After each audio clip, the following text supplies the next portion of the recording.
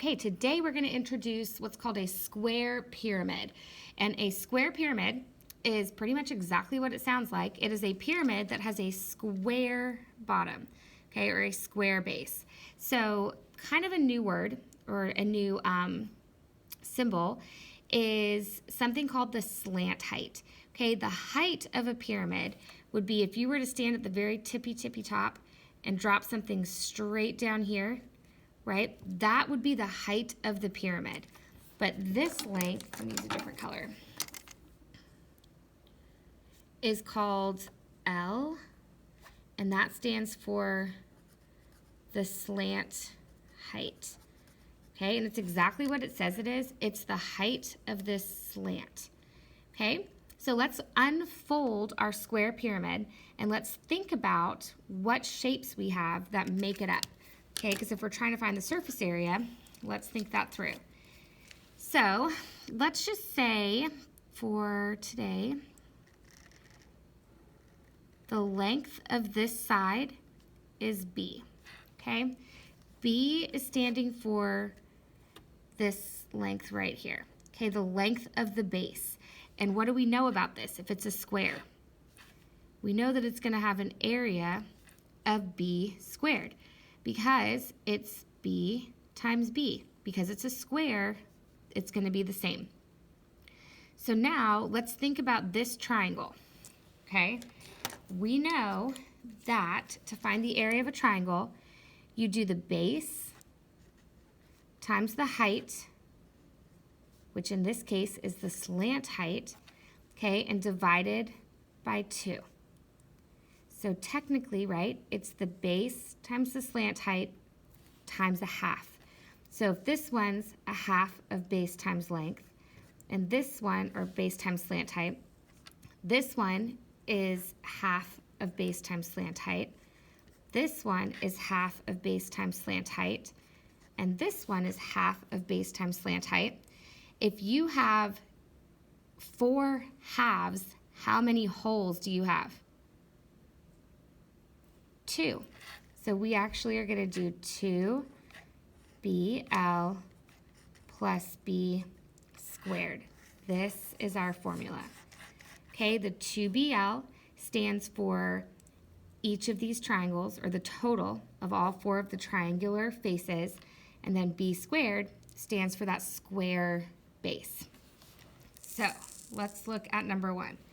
We're going to do 2BL plus B squared. So the length of the base is 8. So 2 times 8 times 12 plus 8 squared. 2 times 8 times 12 plus 8 squared. 256 centimeters squared. There's something under my paper. Okay, number 2. It's 2 times the length of the base times the slant height plus the length of the base squared. So 2 times 15 times 10 plus 15 squared. 525 meters squared. And then on this last one, 2 times the length of the base times the slant height plus the length of the base squared. So 2 times 14 times 21 plus 14 squared, 784 centimeters squared. Okay, let's talk about surface area of a cone. Okay, there's not really like a cool way for me to show you this formula, simply because, well, we can talk about the base being a circle, right? So we know it's going to have a pi r squared. But then if you were to unfold this like a snow cone cup, it's kind of like a weird, not even a semicircle, kind of like an arc shape. So the formula, I'm just going to give it to you, is pi r squared plus pi r slant height. Pi times the radius squared plus pi times the radius times the slant height. So on number 4, pi times 10 squared plus pi times 10 times 14. So pi times 10 squared plus pi times 10 times 14. So 753.9, is this 9, 5, or more? Yes, so it's going to raise my score to 754 feet squared. On number 5, pi times 3.2 squared, right? Pi r squared plus pi times 3.2 times 9.6. So pi, radius squared plus pi times the radius times the slant height. So 128.6, so that rounds up to 129 feet squared. I'm going to plug it in just one more time to make sure. So pi r squared plus pi times 3.2 times 9.6.